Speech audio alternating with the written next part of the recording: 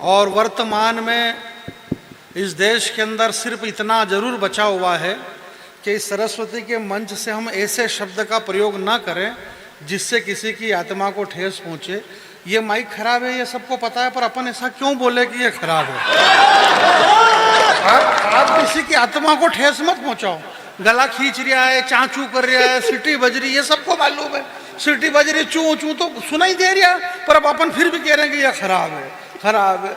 हमारे सारे मंच के कवियों ने एक ही बात कही जब से कवि सम्मेलन शुरू हुआ, बोले पार्टी अपनी जगह, बाकी भाई साहब अपने हमारा प्रेम भाव, पार्टी अपनी जगह, बाकी भाई साहब प्रेम भाव, पार्टी। अरे मैं आपसे ये कहना चाह रहा हूँ कि पार्टियां ही अपनी जगह नहीं है,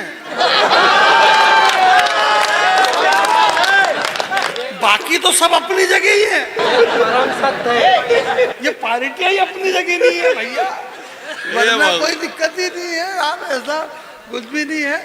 मैं मोहन बड़ौदिया में पहली बार आया हूँ और इसमें मेरी कोई गलती नहीं है कि मैं पहली बार आया। मेरे को बुलाया ही पहली बार, तो मैं पहली बार आया।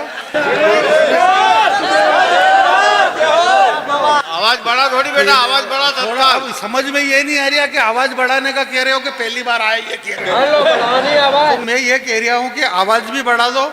और मैं पहले आया भी था, तो भाई आया था तो जो थोड़ी आया था तो यहाँ कोई 1000-2000 रुपए लेके थोड़ी भाग गया किसी के यार। आया था तो आया था, अच्छी बात है। हाँ, और अब की बार आया तो अब की बार भी आ गया, इसमें कोई वो बात तो है नहीं।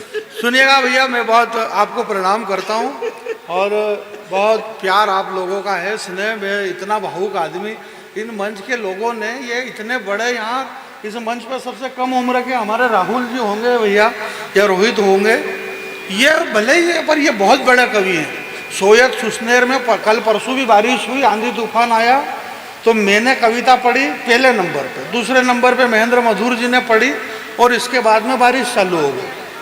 भाई इस मामला यही हुआ कि कमल जी जैसे एक वहाँ भी कमल जी थे, उन्होंने कहा, बोले कितने लोगों ने पढ़ी? बोले 2 लोगों ने पढ़ी। किस किस ने पढ़ ली? बोले जानी बैरागी ने पढ़ ली, महेंद्र मधुर जी ने पढ़ ली। बोले 2 का पेमेंट कर दो, बाकी का रहने दो। तो कहने का मतलब ये है कि इनको मालूम है मौसम खराब है, पानी आज भी आ सकता है, इसलिए इन्होंने मेरे को बिठा रखा है, वरना मैं कोई इतना बड़ा कवि नहीं था, मैं तो पहले नंबर वाला ही था। इस डर के मारे इन्होंने जावेद साहब के बाद में मेरे को कविता पढ़ना है। जावेद साहब कहाँ हैं और जानी बैरागी कहाँ है? मैं तो इनका बहुत छोटा भाई हूँ और ये बड़े हैं और मेरा इनसे बहुत बड़े शायर हैं, बहुत बड़े कवि हैं, हिंदुस्तान के बड़े हैं, मैं छोटा भाई हूँ। और बस यही देश में है कि छोटे वाला ही बड़े वाले को साइड दे रहा है, और क्या। और वो बेचारा छोटा यूं ही पिसाया जा रहा है साइड के चक्कर में।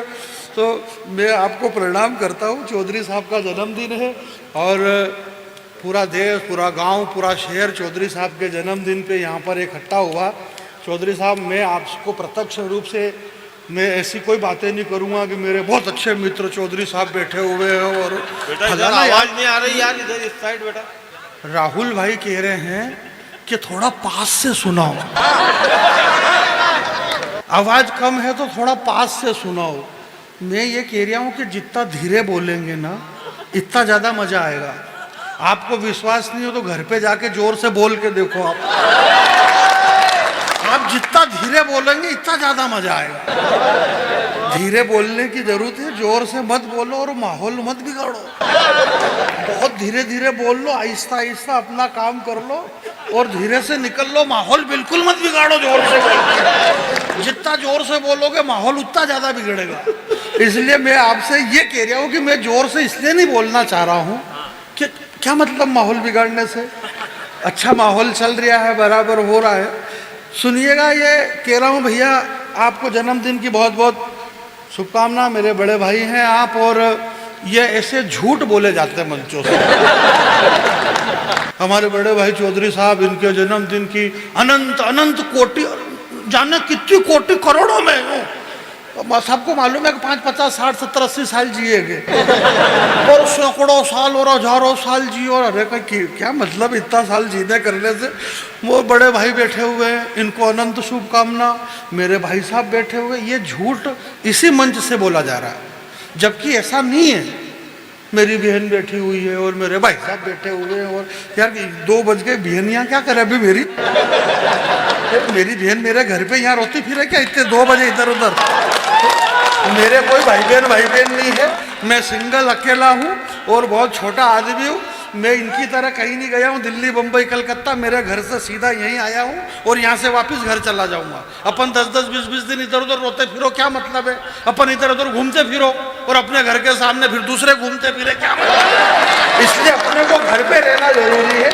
मैं घर का आदमी हूँ और माहौल मत बिगाड़ो। बात ये है मोहन भाई, तुमने बहुत मेहनत करी। नागर जी इसका फोन इतना आया, बोला जानी भैया मेरी इज्जत का सवाल। हाँ बोला था, मेरी इज्जत का सवाल। महीना भर हो गया। जानी भाई, मैंने कहा बोलो। बोले मैं मोहन गिरी बोल रहा हूँ। मैंने कहा बोलो। बोले 5 मई को आना है और मेरी इज्जत का सवाल। 2 दिन 4 दिन हो इन्होंने फिर इसका फोन, जानी भैया। मैंने कहा हाँ। बोले 5 मई को आना है और मेरी इज्जत का सवाल। मैंने डायरेक्ट भोपाल फोन कर दिया यार आईजी साहब को। बोले कौन? मैंने कहा मैं जानी बैरागी बोल रहा हूँ सर, और बात यह है कि एक मेरा प्यारा दोस्त है और उसकी इज्जत को खतरा है।